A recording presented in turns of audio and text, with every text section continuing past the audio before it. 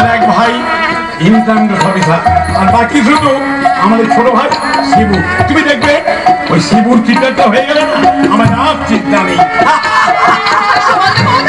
তোমাদের এই যখন তখন হ্যাঁ করে হাসি না আমার একদম ভালো লাগে না। বাবা দেখছো সুজাতা, মেয়ে আমার রেগে আগুন। রাখবো না তো কি, তোমাদের আমার কথা মনে থাকে?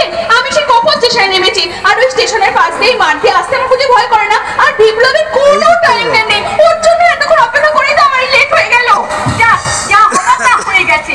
এবার বলতো তোর রেজাল্টের খবর কি? খবর আবার কি? আমার গ্র্যাজুয়েশন কমপ্লিট।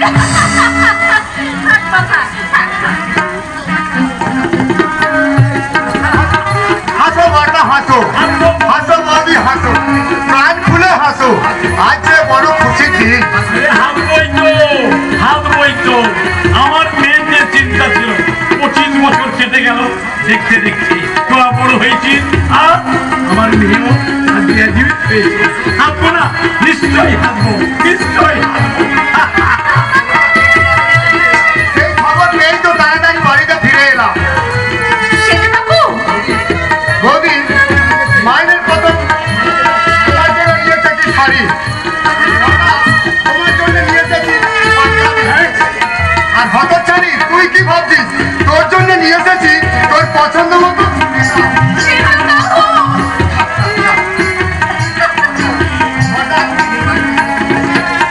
মাইনের বাকি টাকাটা তুমি তোমার কাছে রাখবে। তোর ইনকামের টাকা তোর কাছে, আমার যখন প্রয়োজন হবে আমি ঠিক খেয়ে নেবো। আরে একই হলো, তোমার কাছে থাকা যাও, আমার কাছে থাকাও যায়। ঘরে তো আমি আসছি দাদা। দেখলে দেখলে শিলাদা, আমার ভাই মন্ত্রী কত বড় মায়ের টাকা আমার কাছে দিয়ে গেল। আমি জানি না শিলাদা, আমি জানি না আমার এই সুখ সইবে কিনা, আমি কিচ্ছু জানি না, আমি কিচ্ছু জানি না।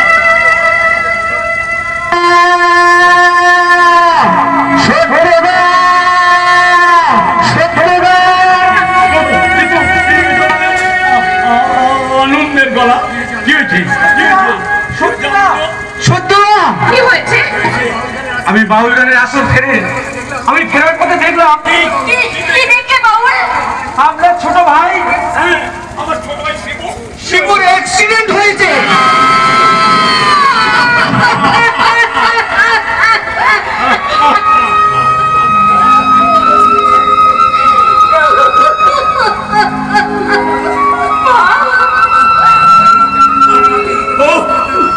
ভগবান, এই তুমি কি শোনাবে, এই তুমি কি শোনাবে?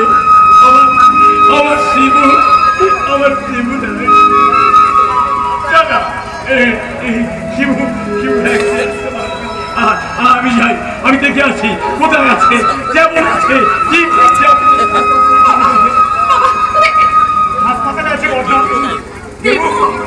আমার অঞ্চলটিতে ওই দুর্ঘটনা ঘটেছে, আমি ওকে হাসপাতালে পাঠিয়েছি।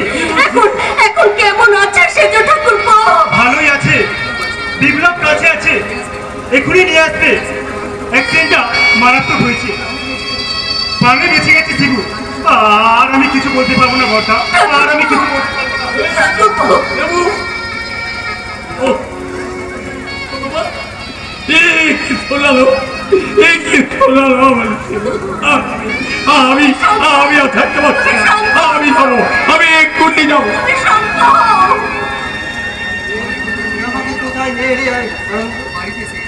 এই তো আমরা বাড়িতে পৌঁছে গেছি।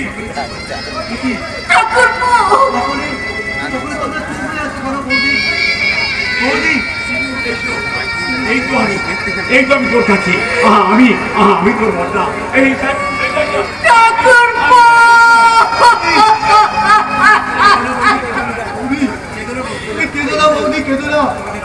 তোমাদের আশীর্বাদে ফিরে এসেছি। তুমি কোথায় বৌদি? আমি এখানে, তুমি আমার পাশে বসো। এই জন্যই বুঝি তুমি আমাকে স্টেশনে আনতে দিতে পারোনি। হ্যাঁ দীপিকা, দেবুদের মুখে খবরটা শুনে আমি গেছিলাম। ভালোই করেছো, আজ বিপ্লব বলো না আমাদের কাকু মানে সুস্থ হয়ে যাবে তো। দীপিকা বলো না তুমি।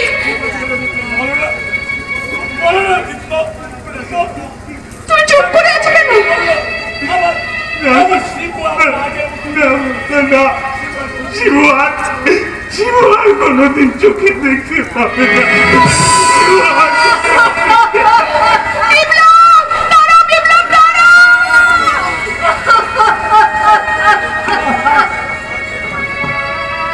হারিয়ে গেল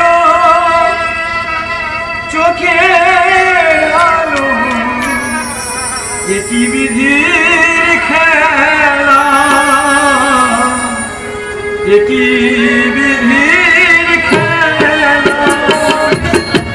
হারিয়ে গেল চোখে আলো, এটি বিধির খেলা, এটি বিধির খেলা। নয়ন জলে দেখবে না কবি হাটের খেলা, নয়ন জলে দেখবে না কবি হাটের খেলা। হারিয়ে গেল চোখের আলো, এটি বিধির খেলা, এটি বিধির খেলা, এটি বিধির খেলা।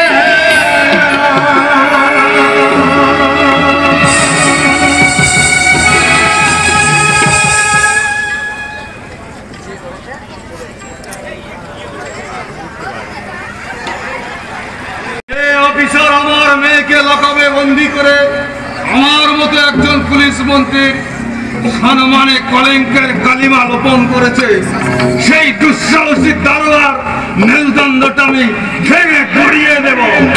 ড্যাডি, কেন তুমি অযথা উত্তেজিত হচ্ছ? ওই অফিসারকে আমি শায়েস্তা করে ছাড়বো। পুলিশ কি রে মম, তুই? অফকোর্স, তুমি দেখে নিও ড্যাডি, আমাকে লকআপে ঢোকানোর প্রতিশোধ আমি নেবই নেব। বাট ড্যাডি, ওই পরমানন্দকে বলো না গাড়িটা গ্যারেজ থেকে বের করতে। ইডিয়েটটা কিছুতেই বের করছে না। বলো না ড্যাডি, ও গাড়িটা বের করতে। আমাকে নামে যতই নালিশ করেন ম্যাডাম, কোনো লাভ হইব না। পরমানন্দ, তোকে যা বলছি তাই কর। এখন কথা কমুছে, বল কি বলবি?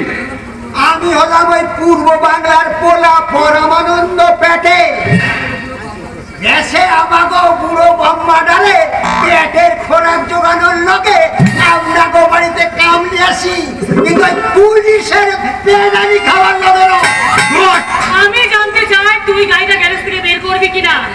কিন্তু আর বেটা পুলিশ যদি দেখে ফেলে যে আজও আমি আপনাকে পিছনে পয়সা মোটরে সাইন করতেছি, তাহলে তো আমার বাপ চোদ্দ পুলিশের নাম ভুলে যাচ্ছে। দেখো না, যে অফিসারকে দেখে এই পরমানন্দ ভয় পাচ্ছে, সেই অফিসারটাকে তুই চিনতে পেরেছিস? কি নাম তার বলতে পারিস? দেবব্রত সরকার। Yes, I am second officer of Molaipur Police Station.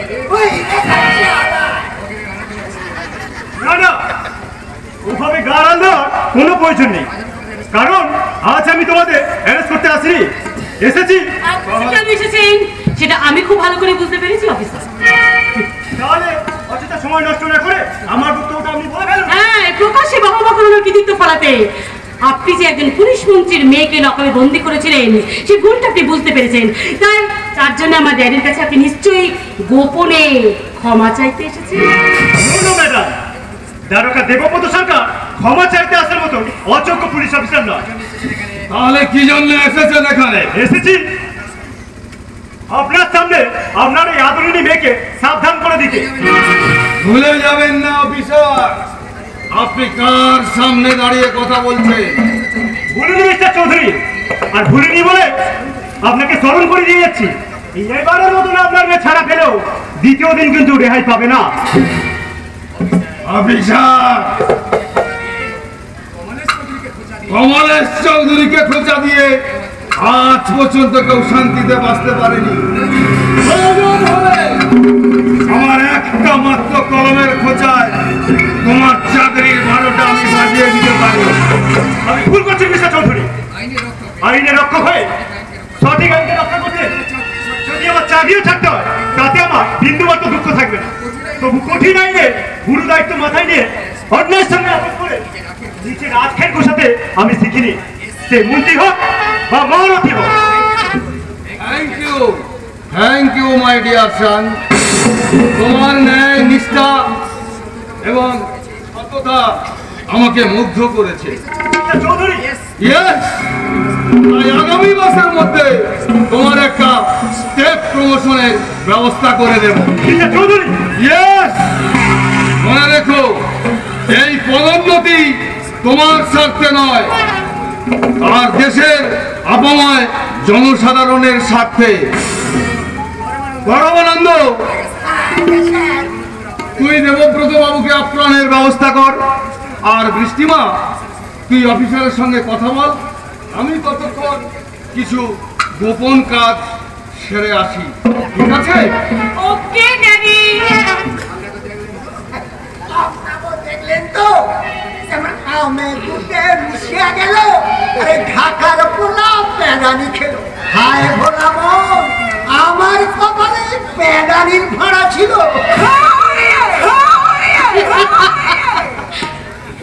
কি কি ব্যাপার করিস? এইভাবে অপলক আমার মুখের দিকে তাকিয়ে আপনি কি দেখছেন? না মানে দেখুন পুলিশ বাবু, সেদিন দুর্ঘটনা ঘটার পর আপনি আমাকে অ্যারেস্ট করে লকারে বন্দি করেছিলেন ঠিকই, কিন্তু আপনার চোখ মুখ যেন অন্য কথা বলছিল। বলুন, আমার আইডিয়াটা একদম রাইট, তবে সেগুলো সম্পূর্ণ অন্য কথা। অন্য কথা মানে? মানে আপনার চাল চলন, পোশাক পরিচ্ছদ চলেছে এক পথে, আবার মানবিকতা, বিবেক, মনুষ্যত্ব কোনোটাই অভাব নেই। তাই ভাবছিলাম আর কি। কি ভাবছিলেন বলুন? আস্থা, পরামর্শে না, পরে নয়, আজ। তোমাকে কাশ্মীর তুষার চলে যা, এখানে না চলো যা, এখানে না দুজন দুজনে হায়া, এই মন তোমাকে চায়, কাশ্মীর তুষার ছায়া, চলো যা, এখানে না চলো যা, এখানে না দুজন দুজনে হায়া, এই মন তোমাকে চায়।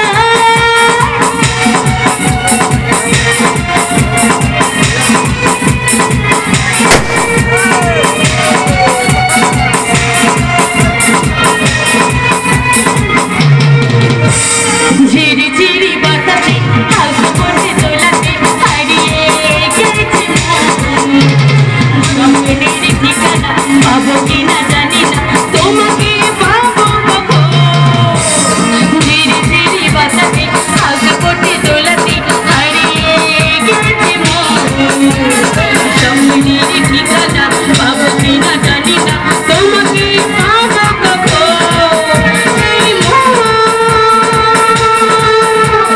তোমাকে চাই,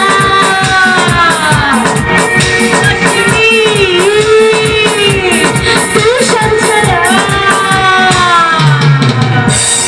এই মন তোমাকে চাই, কাশ্মীর তুষার ছায়া, চলো যা, এখানে না চলো যা, এখানে না দুজন দুজনে ছায়া, তোমাকে চাই, তোমাকে চাই, এই মন তোমাকে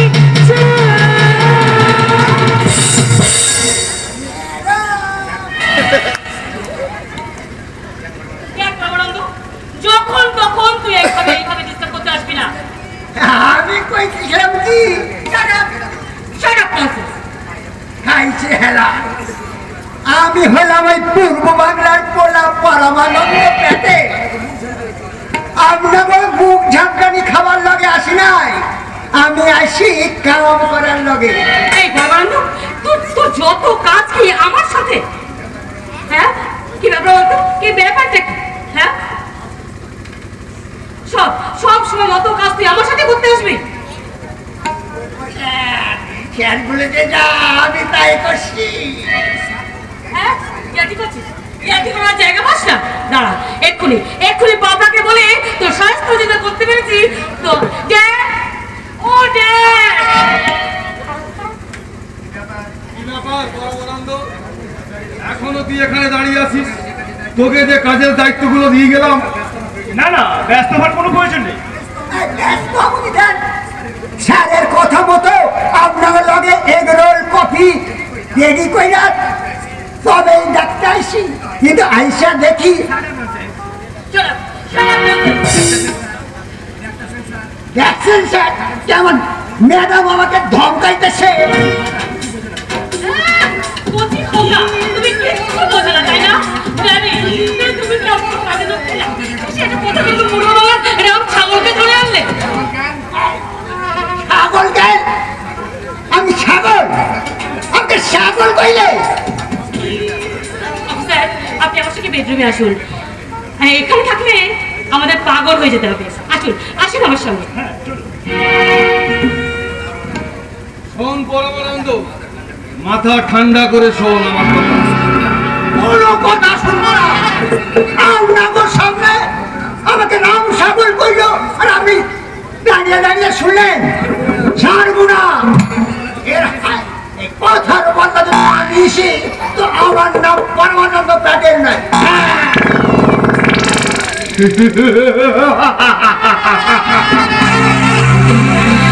কিনে ফেললাম মলয়পুর থানার ঘুরে দারোগা দেবব্রত সরকারকে, আমি কিনে ফেললাম।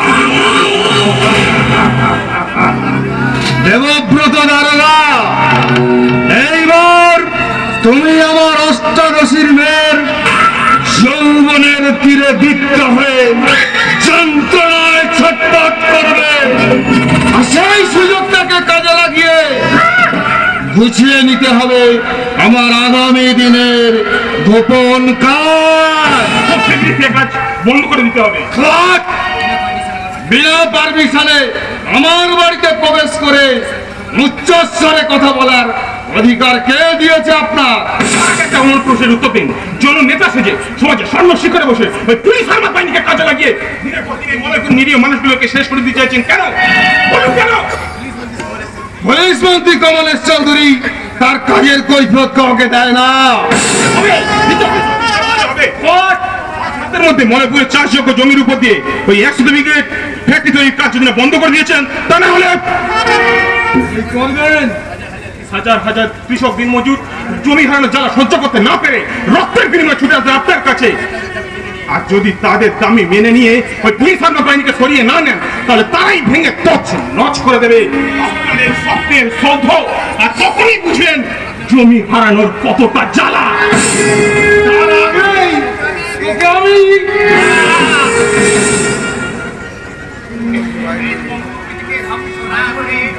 আমার বুক থেকে এক বিন্দু মাটি আপনি নিতে পারবেন না। ভাবলাম চিৎকার করে মিথ্যার মেঘ দিয়ে সত্যের সূর্যকে ঢেকে রাখতে পারবে না। আপনার বিরুদ্ধে নীরবে নিশ্চিন্তে ঘুমিয়ে থাকা হাজার হাজার মানুষ আজ তারা জেগে উঠেছে। তারা সর্বোচ্চ কণ্ঠে চিৎকার করে বলছে,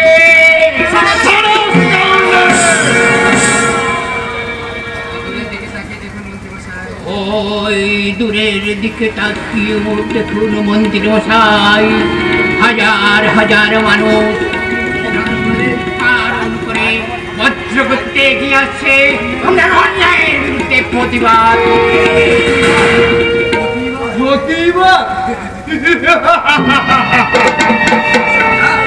না, আমি পুলিশ মন্ত্রী কমলেশ চৌধুরী, যার নাম শুনলে বাঘে বলদে এক ঘাটে জল খায়। সেই কমলেশ চৌধুরীর কাজের বিরুদ্ধে হস্তক্ষেপ করতে এলে তাদের মুন্ডুগুলো আমি নিচে নামিয়ে দেব। এখন এসেছে প্রতিবাদের দিন, প্রতিরোধের দিন। তার আগে তোকে আমি গুলি করে শেষ করবো। এবার তোকে কে বাঁচাবে? আচ্ছা,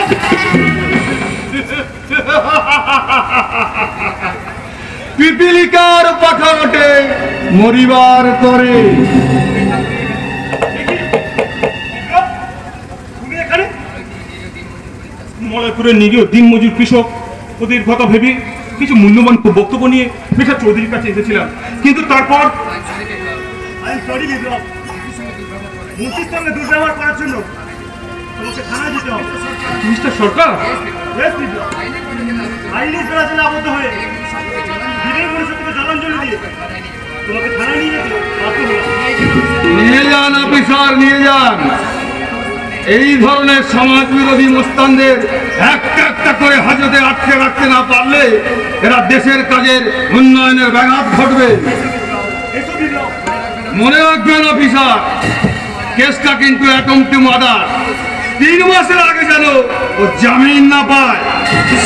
কিন্তু স্যার, আগামী 24 ঘন্টার মধ্যে জামিন না পেলে আমার চেয়ে আপনার ফ্যামিলির বেশি ক্ষতি হয়ে যাবে।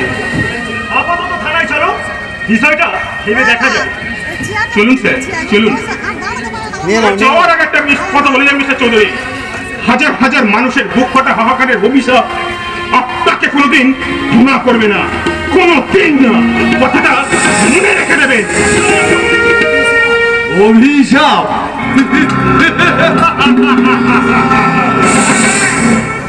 অভিশাপ?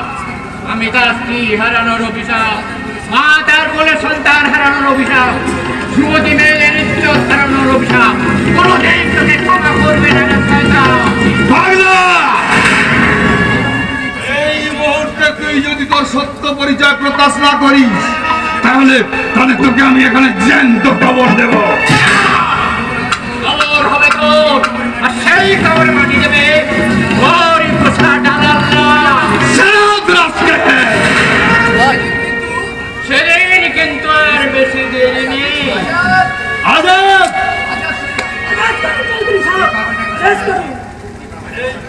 এই পাগলটাকে আমার সন্দেহ হচ্ছে।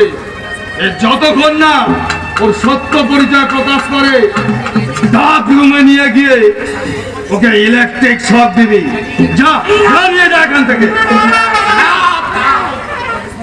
আমাকে স্পর্শ করবি না, আমার সারা শরীরে জ্বলছে প্রতিহিংসার আগুন, আর সেই আগুনে পুড়ে তোরা দুজনে ছাই হয়ে যাবি। আমার মালুম আছে এছাড়া টিকটিকের বাচ্চা আছে। আজাদ, তোকে যা বলছি তাই কর। ঠিক আছে স্যার, আমি করবো। लेकिन एक तो बात याद रखना, আমি আজাদ বলছি। আজাদ जो बात माने वो सच्चा बात माने।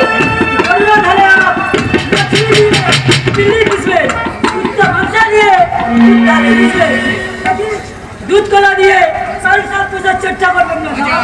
আজাদ, আপনি নিজের বিপদ নিজেই ডেকে আনবে স্যার, নিজেই ডেকে আনবে।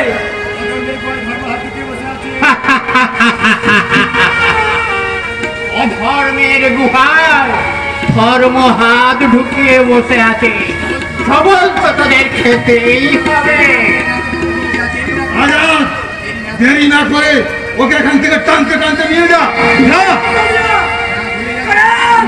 যাচ্ছি। আর যেমন কোনদিন চেষ্টা থাকে না, পাপিও কিন্তু রেহাই পায় না।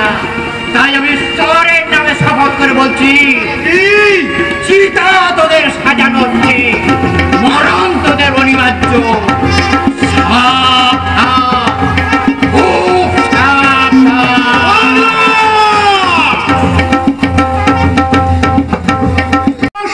10 দিন গর্ভে ধারণ করে কঠোর জ্বালা যন্ত্রণা সহ্য করে পৃথিবীর আলো দেখিয়েছে। সেই মেয়েকে তিল তিল করে ছোট্টবেলা থেকে লেখাপড়া শিখিয়ে বড় করে তুললাম। আজ নিজের হাতে সেই মেয়েকে অন্যের হাতে সম্প্রদান করতে হবে। কাল সকাল হলেই দীপিকা আমাদের পর করে দিয়ে সে শ্বশুর বাড়ি চলে যায়। তুমি এখানে দাঁড়িয়ে দাঁড়িয়ে কাঁদছো, আর আমি তোমাকে সারা ঘর খুঁজে বেড়াচ্ছি। কান্নার সময় এটা নয়, এক্ষুনি এসে যাবে সবাই। এইবেলা এসে গেছে, মনিকা এসে গেছে সাজাতে, আবার নাপিত পুরোহিত সব এসে গেছে। বিয়ে 7টায়। যাও যাও যাও, তুমি তাড়াতাড়ি রেডি হয়ে নাও। রেডি হয়ে নেবো মানে? আরে দীপিকাকে সম্পাদন করতে হবে না? আমি? হ্যাঁ হ্যাঁ, তুমি তোর মা, তুমি আমার জমাতার হাতে তোমার মেয়ের সব দায়িত্ব সব তুলে দেবে। বলেছিলাম বর্দা, কিন্তু কি বলি, তুই এমন অপরাধীর মতো মাথা চুল করছিস কেন? কি হয়েছে? কি হয়েছে ঠাকুরপো? তুমি এমন চুপচাপ দাঁড়িয়ে আছো কেন? তোমার চোখ মুখ ফ্যাকাশে হয়ে গেছে, শরীরটা থরথর করে কাঁপছে। বলো বলো, তোমার কি হয়েছে? চুপ করে দেখো না, বলো। আমি বুঝেছি, এই হতভাগা না আমার মেয়ে দীপিকাকে ছোট্ট দেখে খুব ভালোবাসতো। আর দীপিকা শ্বশুর বাড়ি চলে যাবে তো, তাই ও নিজেকে ঠিক রাখতে পারছে না, খালি কাঁদছে। তার চেয়েও ভয়ঙ্কর যন্ত্রণা আমার হৃৎপিণ্ডটাকে কুড়িয়ে কুড়িয়ে খাচ্ছে বর্দা। তার মানে কি হয়েছে ঠাকুরপো? সব কথা তুমি খুলে বলো। বর্তমানে 50,000 টাকা ড্র করে ব্যাংক থেকে নেওয়ার সময় সব টাকা আমার ছিঁড়িতে ছিনতাই হয়ে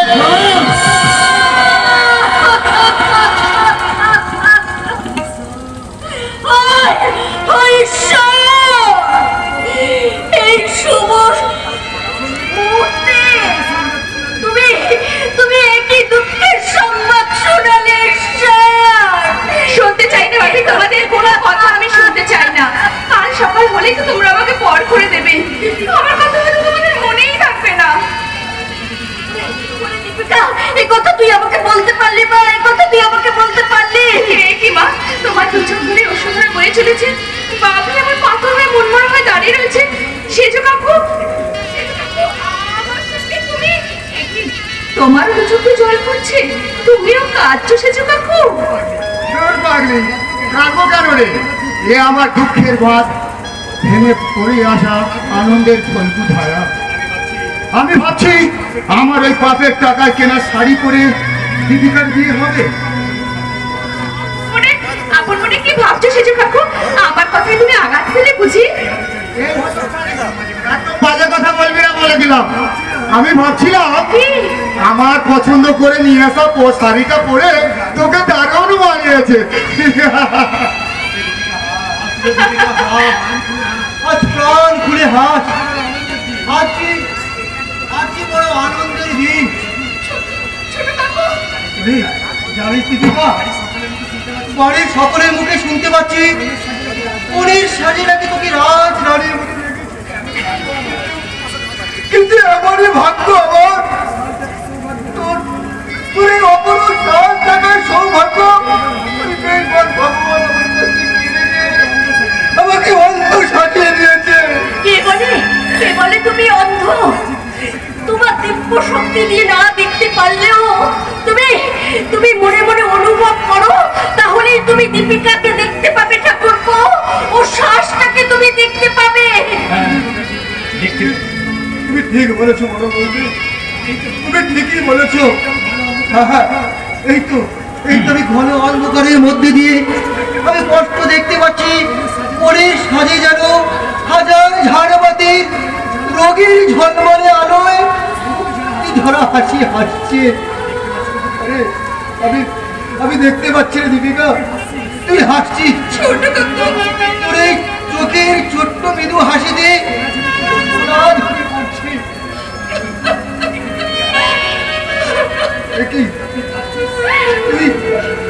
তুই কাঁদছিস দীপিকা? কাঁদিস না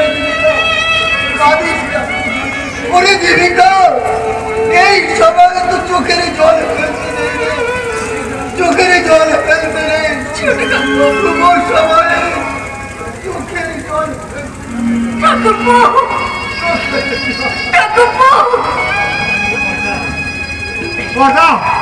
বৌদি, একবারও কি ভেবে রেখেছ লগ্ন সময় প্রায় আগত, কিন্তু অথচ পরের গাড়ি তো এখন এসে পৌঁছলো না।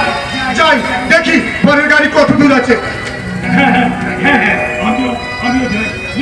পরের গাড়ি কত দূর আছে আমি একটু এগিয়ে যাই। কানার কোনো পয়সা নেই বর্দা, পারলাম না বর্দা, আমাদের দীপুকে হয়তো আর বাঁচাতে পারলাম না। কি বলছো কি তুমি ঠাকুরপো? ওরে দীপু, তোর ভালোবাসার ফুলদানিটা আমি যে নিজের হাতে ভেঙে টুকরো টুকরো করে দিয়েছি। গতকাল অ্যাটেন্ড টু মাদার অপরাধে আমি বিপ্লবকে নিজে হাতে অ্যারেস্ট করেছিলাম। কেন কেন মেজো কাকু, কেন কি এমন অপরাধ সে করেছিল যার জন্য তুমি আমার জীবন থেকে তাকে এমনভাবে সরিয়ে দিলে? দীপু, এই কঠিন আইনে সরকারের উদ্যোগটা ধারণ করে তোর এই কেন প্রশ্নের উত্তর আমি দিতে পারবো না। তবে আইনের জালে আবদ্ধ হয়ে বিপ্লবকে আমি অ্যারেস্ট করলেও তোদের এই বিয়ের কথা ভেবে সদ্য জামিনের জন্য ওকে আমি কোর্টে নিয়ে যাচ্ছিলাম। তারপর কি হলো? তারপর ছুটন্ত পুলিশ ভ্যান থেকে বিপ্লব ফেরার হয়ে যায়।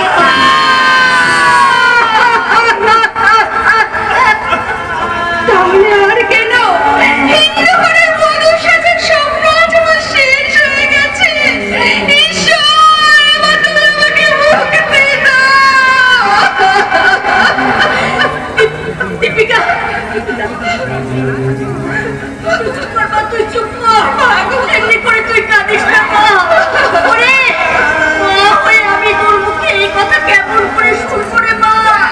এটা শোনা উচিত মা। তুমি কি করলে? আর কিছুক্ষণের মধ্যে যদি একটা এত ছেলে জোগাড় করতে না পারি, আমার দীপিকা লগ্নবদ্ধ হয়ে যাবে। সমাজ সন্তান আমাকে দীক্ষা দেবে।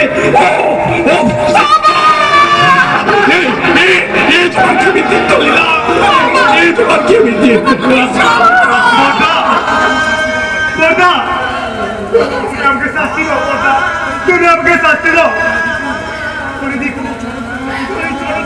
জন্য তোর কাকু দায়ী রে, তুই আমাকে শাস্তি দে। তুমি নীরব কেন? তুমি আমাকে অভিশাপ দাও, তুমি আমাকে অভিশাপ দাও।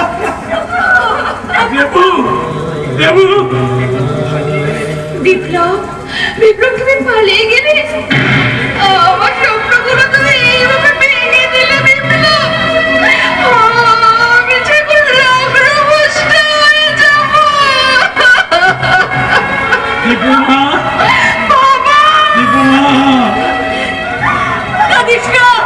কাঁদিস না মা, তুই এমনি করে কাঁদিস না।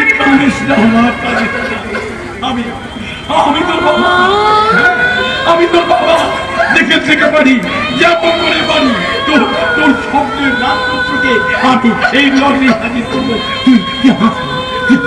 তুই প্রাণ করে হাস, তুই প্রাণ। আমি এক্ষুনি যাবো, বিপ্লবকে আমি আনবো। কাঁদিস না মা, তুই কাঁদিস না। আমি কথায় টুকে টুকে আমি বলবো, ওগো ঈশ্বর, তুমি আমার দীপিকাকে লগ্নভ্রষ্টার হাত থেকে রক্ষা করো। ঠাকুর, তুমি রক্ষা করো, তুমি রক্ষা করো।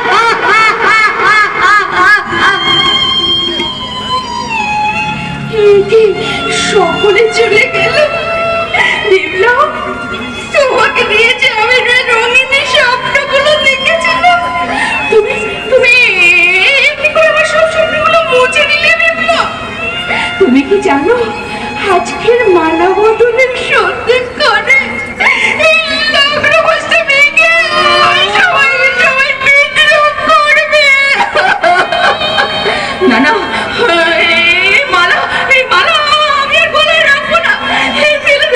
ফেলে দেবো, গঙ্গা জলে ভাসিয়ে দেবে এবং নিজেকে। মালা ভাসিয়ে দিলে কি সব শেষ হয়ে যাবে? কে আপনি? আমি সৌরভ, ডক্টর সৌরভ হালদার।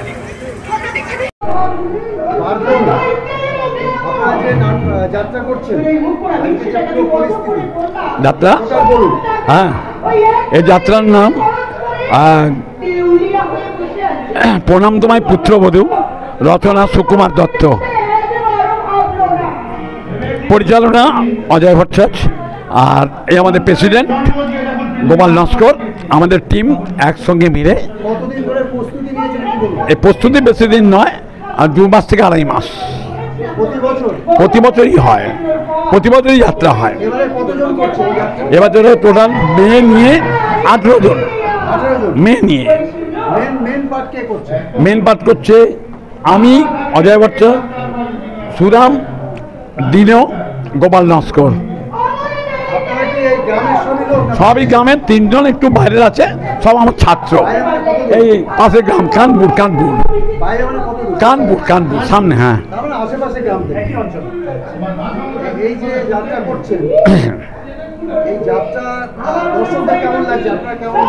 যাত্রা মানুষের কাছে একটা সংস্কৃতি পৌঁছে দেওয়ার জন্যে, একটা সুস্থ সংস্কৃতি, একটা লোক সংস্কৃতি। আর রামকৃষ্ণদেবের ভাষায়, পরম পুরু রামকৃষ্ণদেব তাদের ভাষায় একটা মানুষের কাছে একটা লোক সংস্কৃতি পৌঁছে দেয়। ভালো জিনিসটা নিতে হবে, মন্দ জিনিসটা ত্যাগ করতে হবে। আমার বয়স 75 রানিং। আমি 50 বছর, এটা আমার 50তম অভিনয়। 50তম অভিনয়। হ্যাঁ, নাটক। আমার নাম অজয় ভট্টাচার্য।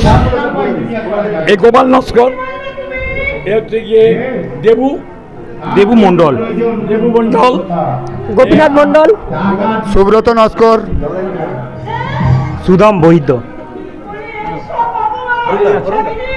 অরুণ কুমার গায়েন, আরও আছে অনেকেই, সবাই আমার সঙ্গে আছে। আমরা হ্যাঁ,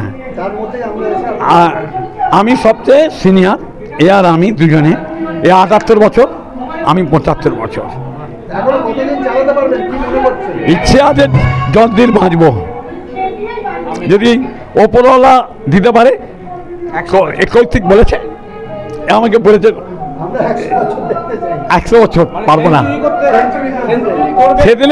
সেদিনে যে সাংবাদিক এটা হলো, তোমাদের সঙ্গে বলেছিলে 100 বছর দেখতে চাই, সম্ভব নয়।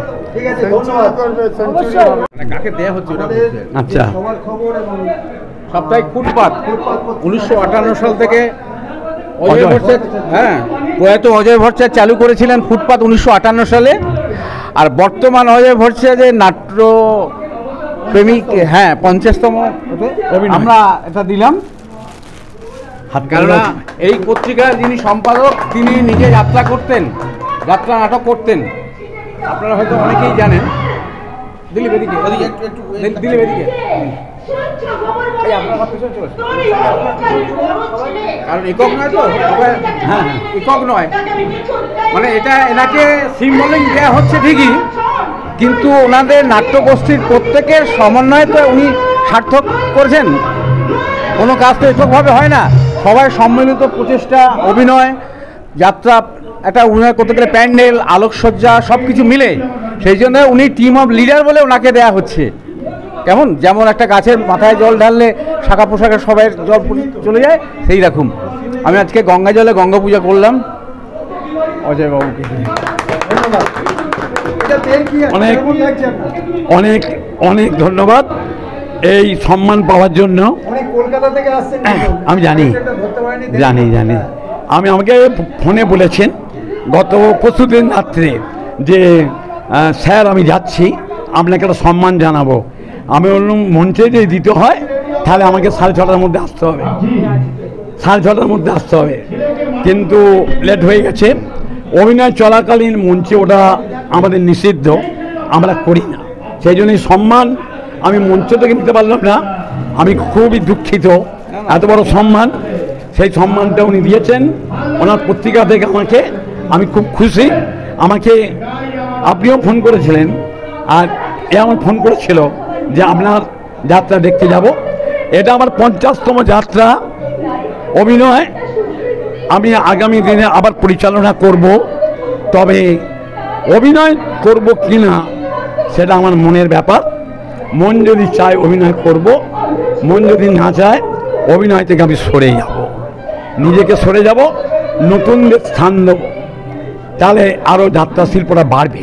কি তুমি বলো? সেটা ঠিকই, কিন্তু আপনার যারা অনুরাগী তারা তো চাইছে যে আপনি আমৃত্যুকাল যাত্রা করুন, অভিনয় করুন, কারণ ওদের মধ্যে আপনি অক্সিজেন, ওদের ওদের অভিনয়ে আপনি একজন অক্সিজেন দেন, সেজন্যই সবাই চাইছে যে আপনি আমৃত্যুকাল সুস্থ সুন্দর যতদিন থাকবেন ততদিন অভিনয় জগতে থাকুন।